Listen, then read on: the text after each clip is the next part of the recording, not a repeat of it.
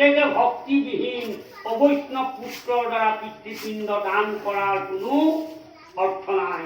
কিন্তু হৰিৰ একান্ত শৰণীয় পুত্ৰসকলৰ পিতৃ পিতামহসকলে অনায়াসে দধি দুগ্ধ ঘৃত মধু নদীৰ জল আদি পান কৰি তৃপ্তি হয়। এনে শ্ৰেণীৰ শৰণীয়া পুত্ৰসকলৰ বৈদিক বিধান অনুসৰি কোনো শ্ৰাদ্ধ পিণ্ড আদি ডাঙৰ প্ৰয়োজন নাই। অকমান পিতৃ বুলি ক'লে আমাৰ ঈশ্বৰৰ পিতৃ নহয় বাৰু। গতিকে মোৰ পিতৃজনক মই সন্তোষ কৰিবলৈ দধি দুগ্ধ ঘৃত মধু দিব লাগিব। যদি শুদ্ধই হয় তে মোৰ ল'ৰাটো জন্মদিনত মই অন্য ব্যৱস্থা কেলে কৰোঁ? মোৰ ছোৱালীজনী তুলনি বিয়াত মই অন্য ব্যৱস্থা কেলে কৰোঁ? মোৰ ল'ৰাটো বা ছোৱালীজনীৰ বিয়াত মই অন্য ব্যৱস্থা কেলে কৰোঁ? তেতিয়াহ'লে সেই জীৱটো কেতিয়াও বৈষ্ণৱ হ'ব নোৱাৰে। কাৰণ চাওক, দৰা কইনাখন বিয়া কৰাৰ পিছদিনা শাহুৱেকে ল'ৰাটোকে ছোৱালীৰে চাদৰখনত ধৰি ভিতৰলৈ লৈ যায়। ইয়াত বৰৰ লগত যিসকল যাত্ৰী আহিছে বাহিৰত শুশ্ৰূষা হ'ল, ভিতৰত শাহুৱেকে অমৃত খাবলৈ দিয়ে। সেইদিনা ৰাতি ভজন কৰা অখাদ্য খাদ্যবিলাকো দৰা কইনাক দিব পাৰিলে। ইমান ধুনীয়াকে কাৰিকৰ বনাইছে, কিয় নিদিলে? দৰা কইনালৈকে অমৃত মানে ভোজন কৰিবলৈ দিলে। অমৃত ভোজন কৰিবলৈ দি তেওঁলোকক কৃষ্ণ বুলি কৈ কিবা নিয়ম কৰি পঠাই দিলে। এদিনকৈ যাওঁতে যেতিয়া 5 মাহ হ'ল, 5 মাহ হোৱাৰ পাছত এটা জীৱৰ তাত স্থিতি হ'ল। তেতিয়া শাহুকে ঘৰলৈ নি তাইক অমৃত খোৱালে। কিয় অন্য খাদ্য খুৱাব নোৱাৰিলে? কিয় নোখোৱালে?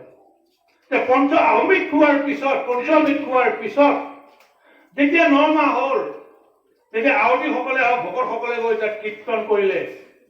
জীৱ এটা ভূমিষ্ঠ হ'ব সময় হ'ল, তাক গা সকাম বুলি কয়। তাৰ অৰ্থটো কি? তাৰ তাত্ত্বিক দৰ্শনটো কি? এই জীৱটো পৃথিৱীলৈ আহিছে ক'ৰ জীৱ আমি নাজানো। গতিকে জীৱসকলে গৈ তাত ঈশ্বৰক ভজনা কৰিছে, তুতি কৰিছে যে এটা জীৱৰ পৃথিৱীলৈ আহিছে, যে 2-4 দিনৰ পিছত পৃথিৱীৰ জীৱটো ভূমিষ্ঠ হ'ব। তুতি কৰিছে। এই তুতি প্ৰভু কৃষ্ণ যেতিয়া দৈৱকী গৰ্ভত অৱতাৰ লৈছিল, তেতিয়া ব্ৰহ্মা আৰু বসুদেৱ দেৱে কিন্তু নাজানে। ব্ৰহ্মা, শিৱ, বিষ্ণু আৰু পুৰন্দৰ মানে ইন্দ্ৰ, পুৰন্দৰ আন্ধাৰাম ইন্দ্ৰ, এওঁলোকে কিন্তু আগতীয়াকে তুতি কৰি গ'ল যে এওঁলোক প্ৰভু কৃষ্ণ অৱতাৰ হ'ব। বসুদেৱ দেৱে কিন্তু জনা নাছিল। ঠিক তেনেকৈ যে মই বোৱাৰীজনীৰ পৰা এটা সন্তান ভূমিষ্ঠ হ'ব, ক'ৰ জীৱ নাজানো, এটা ক্ষুদ্ৰ জীৱ আহিব বুলি আয়তীসকলে গৈ বাবা সমস্ত গৈ তুতি প্ৰাৰ্থনা কৰি গা সকামটো শেষ কৰি থৈ 2-3 দিনৰ পিছত সন্তান ভূমিষ্ঠ হ'ল। নীতি নিয়মেৰে আমি সন্তানটো প্ৰতিপালন কৰিলোঁ। এদিন 2 দিন যাওঁতে যেতিয়া 1.5 বছৰ হ'ল, মুখত বোলে ভাত দিব হ'ল, সেইদিনা কিন্তু বেলেগ আহি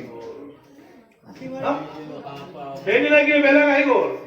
মোৰ ছোৱালী তুলনি হ'ল, সেইদিনা বেলেগ হৈ গ'ল। মোৰ ল'ৰাটো বিয়া কৰিব হ'ল, সেইদিনা কিন্তু বেলেগ হৈ গ'ল।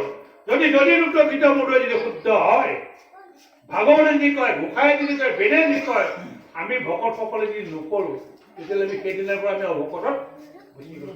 সেইদিনা ভকত, সেইদিনা কেতিয়াও পিণ্ড দিব নোৱাৰে। সেইজনৰ পিণ্ড ঈশ্বৰে কেতিয়াও গ্ৰহণ নকৰে। তাক বহু সময় কৈছোঁ, মই কম ভিতৰত কৈ দিছোঁ। মোৰ বহুত আক্ষেপ এইটো, মই এইটো নিৰ্মূল কৰিব মই বহুত প্ৰতিবাদ কৰিছোঁ।